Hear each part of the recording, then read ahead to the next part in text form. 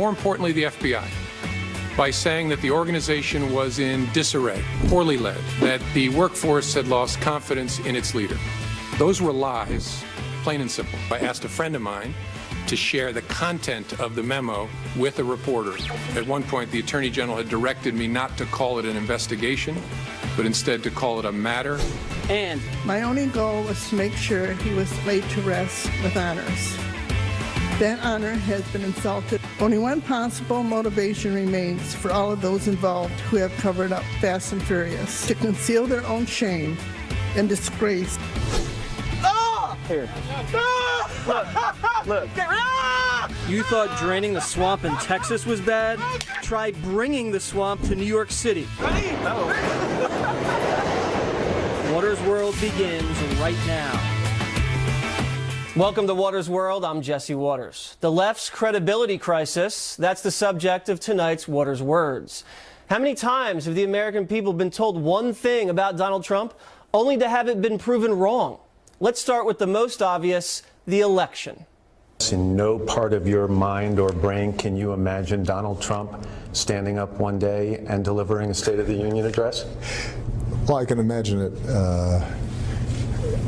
in a Saturday night skit. Right now, Mr. Trump, to answer your call for political honesty, I just want to say, you're not going to be president, all right? It's been fun. It's been great. I love you. But come on, buddy. Fresh off that embarrassing prediction, Donald Trump, quote, hired a group of prostitutes to defile Moscow hotel room where Obama slept. Sensational dossier claims. The media pushed that hoax, but it turned out to be fake news. And on February 14th, the New York Times had splashed this so-called scoop on its front pages. Trump campaign aides have repeated contacts with Russian intelligence. James Comey was asked about that specific article at this week's Senate Intelligence Committee hearing, and he said, quote, "It was not true." He went on to say this about whether there was any obstruction of justice. Did the president at any time ask you to stop the FBI investigation into Russian involvement in the 2016 U.S. elections? Not to my understanding, no. Did any individual working for this administration, including the Justice Department, ask you to stop the Russian investigation? No. This is the president speaking. I hope you can see your way clear to letting this go, to letting Flynn go. You don't know of anyone that's ever been charged for hoping something. I don't, as I sit here. Speaking of James Comey, it was revealed that he was the source of the leak that sparked the Trump obstruction of justice narrative. Lawyers now looking into whether those leaks violated his FBI employment contract.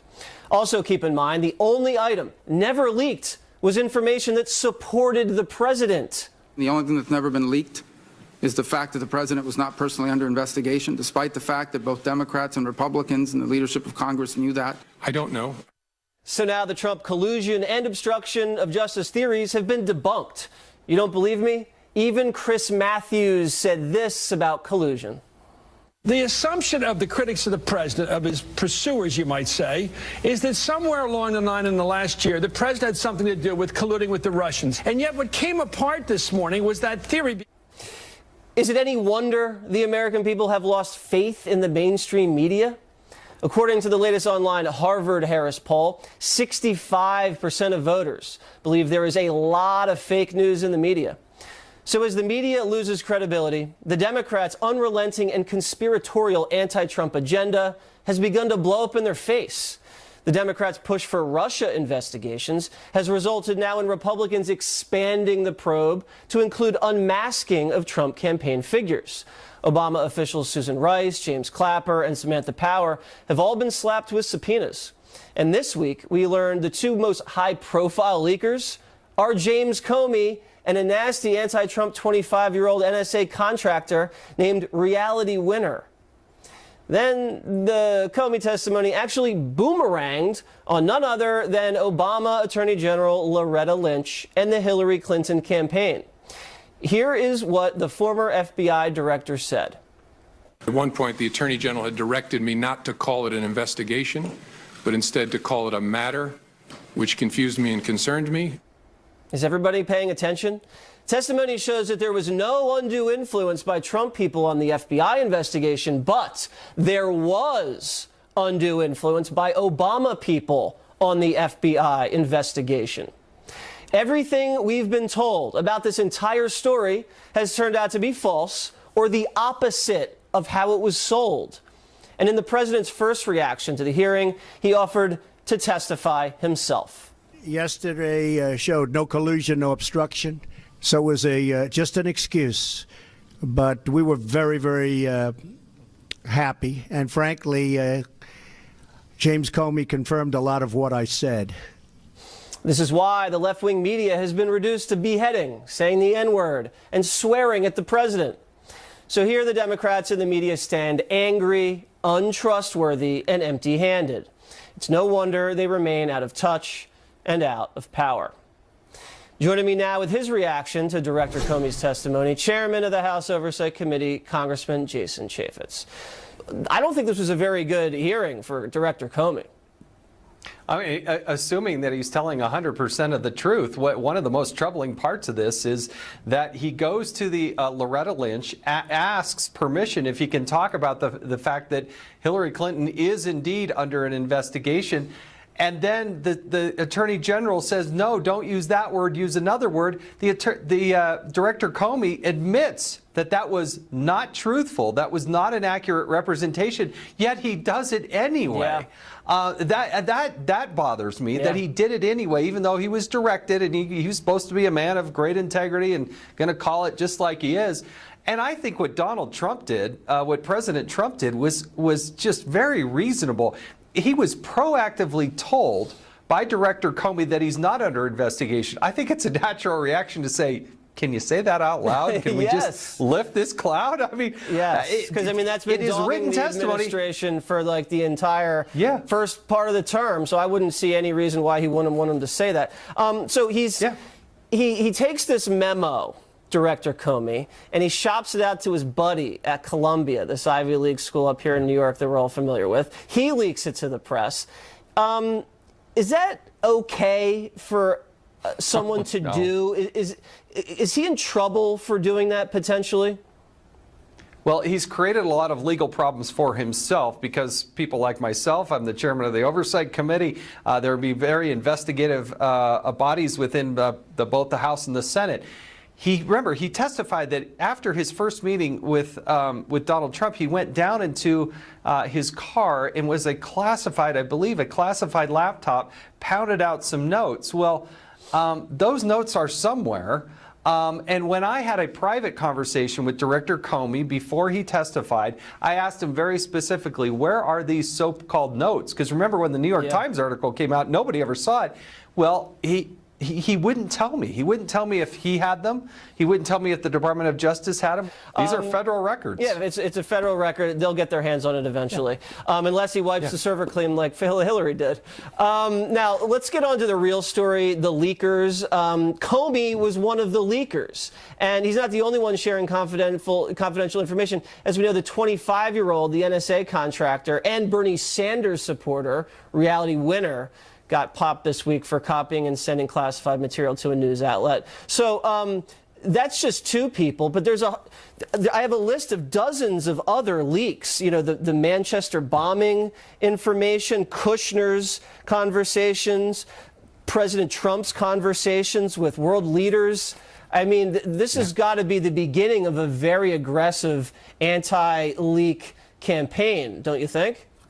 No, there's classified information for a reason, and you can't, I don't care which side of the aisle you're on, just because you want it to get out doesn't mean you have permission to give it to a reporter or put it out there onto the internet. You just can't do that. So if you feel the need to share something with Congress, you can do that in a legally lawful way, but you can't just put it out there. And I'm not suggesting this with Director Comey, but somebody like Reality Winner, a 25-year-old contractor, if the story is true and the allegation is true, you got to put handcuffs on her and she should be in jail. I mean, not only do they have to go after her, but they really have to start ratcheting this thing up. I mean, more shoes should drop on leakers soon, correct?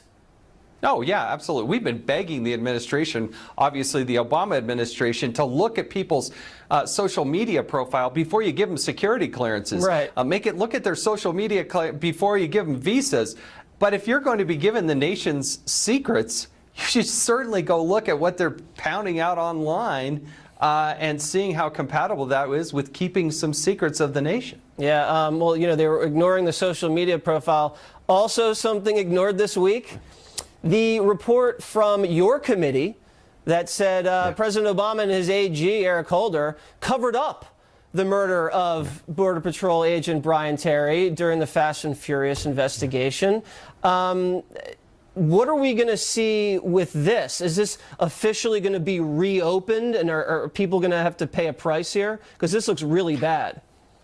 Look, we have been pounding on the administration for 7+ years. We've been in the courts trying to extract the documents. We know that the Attorney General, Eric Holder, almost on a daily basis was getting briefings of this, but they're still holding these documents. And a little disappointed, quite frankly, that thus far in the Trump administration, they haven't released these documents either. But we had another hearing. We put out another 250-page report, and the family has got a right to understand what happened. We have a right in Congress to know what happened so it doesn't happen again. But it is a great travesty, and we're still on it. Yeah, we actually have some sound from some of the family members. Let's take a look at what they said right here. I believe that if Brian Terry and his team had known this information, chances are Brian would be alive today. Only one possible motivation remains for all of those involved who have covered up Fast and Furious. That is to conceal their own shame and disgrace, quite possibly, their crime. And the information they were talking about there was the fact that these, Mexican criminals were packing heavy artillery. So when they go up against someone like Brian Terry, he's not armed to the teeth like these guys are, and that cost him his life. Give you the last word. Well, look. Yeah, I mean, the Obama administration knowingly and willingly gave the drug cartels nearly 2,000 weapons, mostly AK-47 type weapons. You got to know that if you're the Border Patrol, that suddenly these weapons, heavy weapons, that's what you're going to be going up against. All right, well, listen, good luck, Congressman, in this investigation. We all want answers, and I think the family deserves the truth. And later in the show, Brian Terry's cousin is going to join Water's World exclusively. What can the British election tell us what to expect here in America? The leader of Brexit, Nigel Farage, joins me next with the answers. Then, safe spaces taking over college campuses. Water's World speaks to a man who's going to make these safe spaces a little more dangerous. Coming up. What does that mean for Brexit? And what does that mean for America? The man who's now threatening to get back into politics and save Brexit, former UK Independence Party leader and Fox News contributor Nigel Farage, joins me. So, Nigel, it seems to be that the Brits are a little ahead of the curve when it comes to populism and these movements. And I think the Brexit vote kind of foreshadowed the Trump election here in America. This last election that you guys just had, what does that mean for us over here stateside? Any predictions? Well, I think, to be honest with you, it's good news that Theresa May stays on as Prime Minister, although weakened, perhaps not for long. Because Theresa May is a member of the Conservative Party. The Prime Minister, that would have been a disaster, because he is fundamentally a Marxist who is anti-American. So, hooray that it's not Corbyn. What is interesting... Is Corbyn like the Bernie Sanders of the UK? Is that what we're dealing with?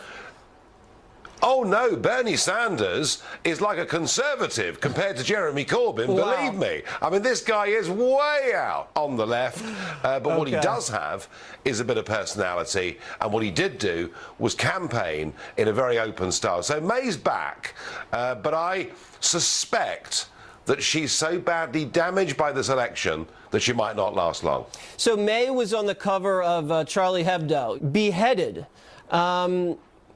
What do you understand that to represent, that image?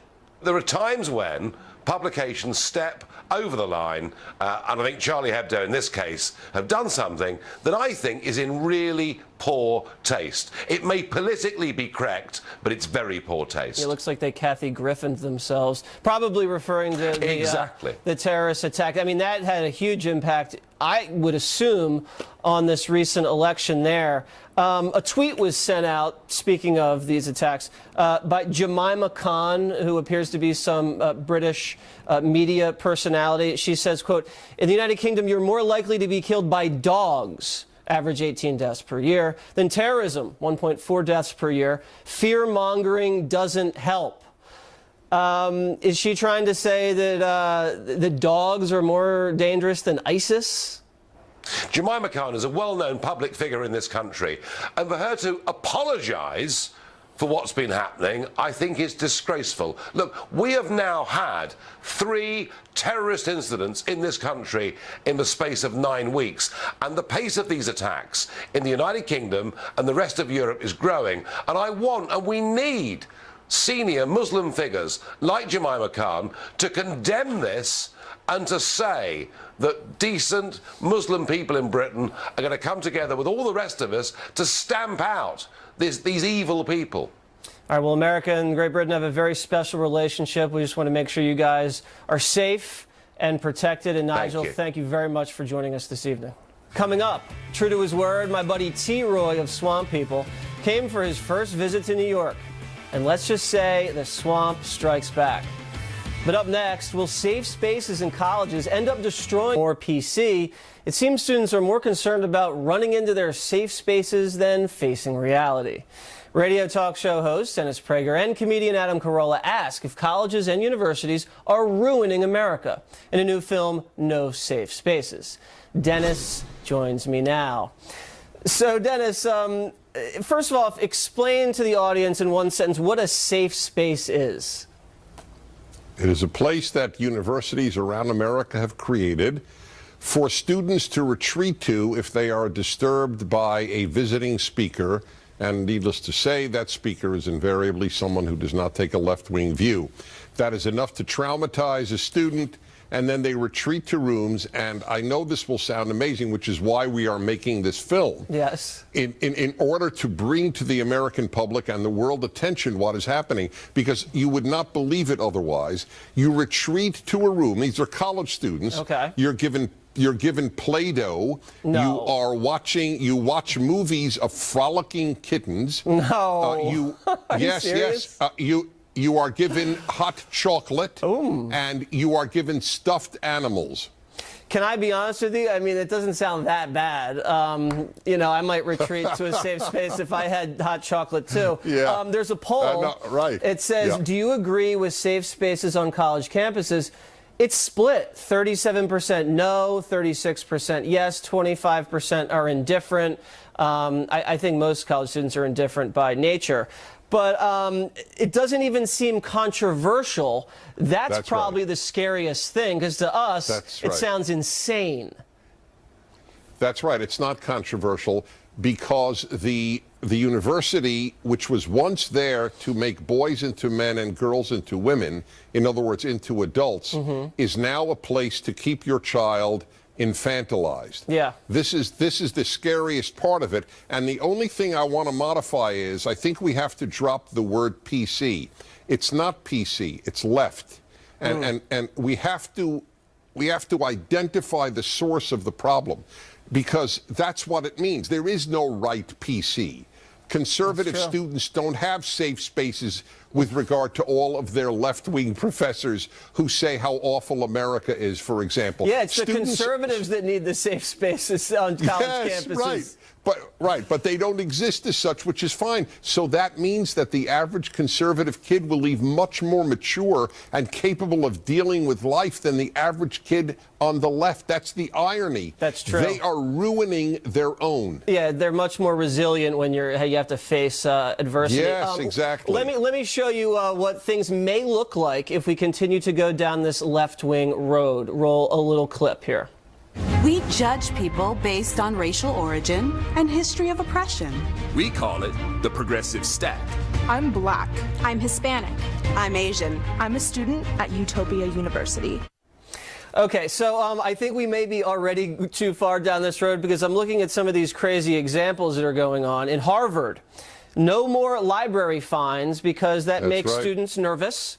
50 cents a day. Yes, that's 50 cents a day. Traumatizing. And then you have black students at UCLA want their own safe spaces. And in California, there's a bill where they're creating safe spaces for illegal immigrants.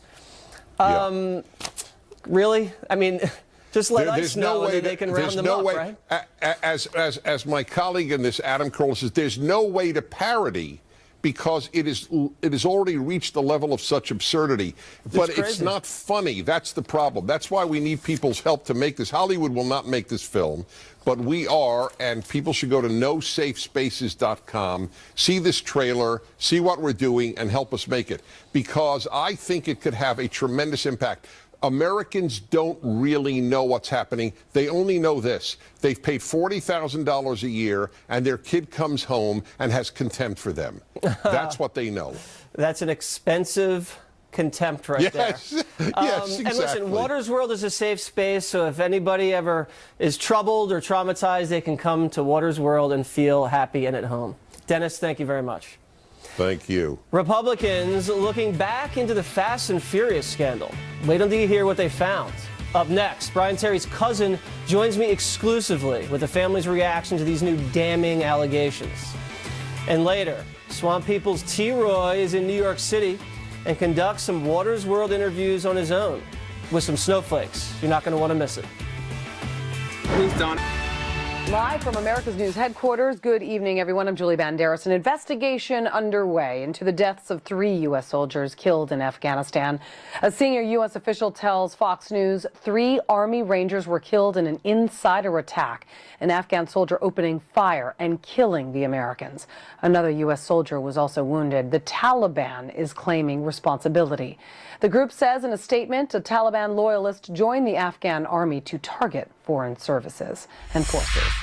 A day of protests and clashes across dozens of American cities. Anti-Sharia law demonstrators confronted by counter-protesters, shoving matches, and dozens of arrests reported across the country. Austin, Chicago, New York City, among the cities holding anti-Sharia law rallies. Act for America organizing those protests. The group says the strict Islamic law is incompatible with Western democracy. I'm Julie Banderas. Now back to Waters World.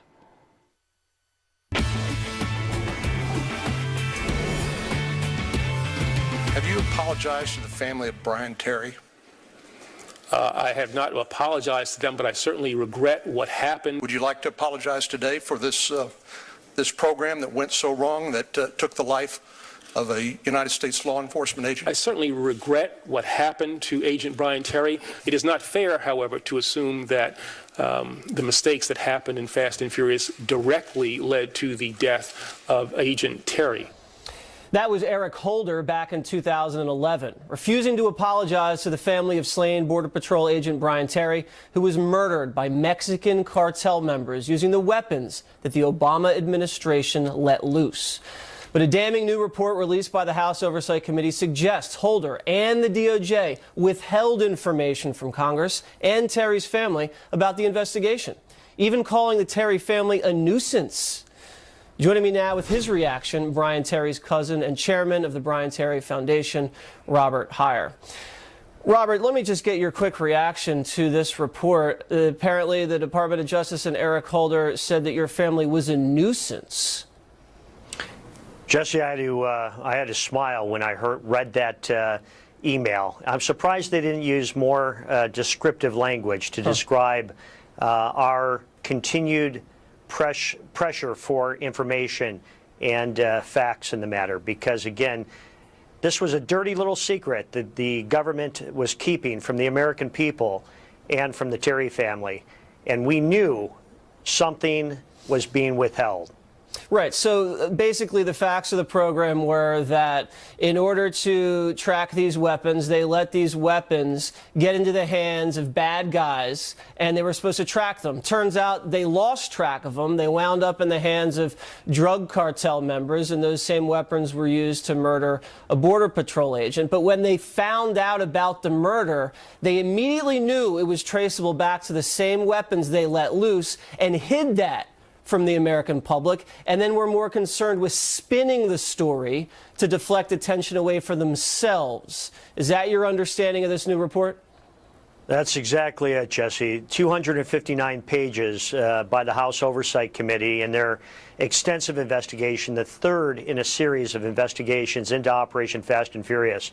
And this report clearly documents obstruction of justice and obstruction of Congress's investigation into the Operation Fast and Furious and their orchestrated efforts among top members in the Department of Justice, the U.S. Attorney's Office, and headquarters ATF to disguise the fact that their ill-fated gun trafficking investigation was tied to the murder of Border Patrol agent Brian Terry.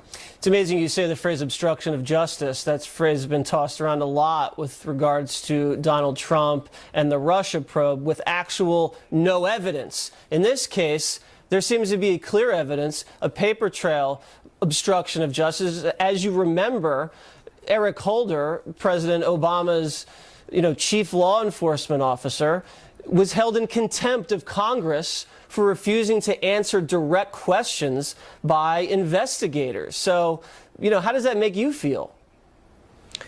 Well, I'll tell you what. I've spent years and years looking into this investigation and watching and being on the receiving end of the way the United States government and our top officials treated the Terry family and gave a total disregard to the oversight mission of Congress. And I am disgusted by it. It is sickening.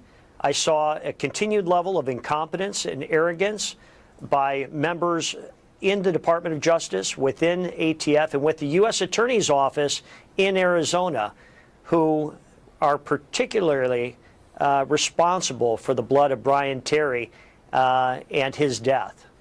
And allegedly there were some agents who were trying to speak out publicly and be whistleblowers, but the Department of Justice was stonewalling and not allowing these people to speak, actually putting fear into these people so they wouldn't come out publicly. Also sickening, if you ask me, the media's coverage, or I should say non-coverage, of the Fast and Furious scandal. They buried it then when it broke.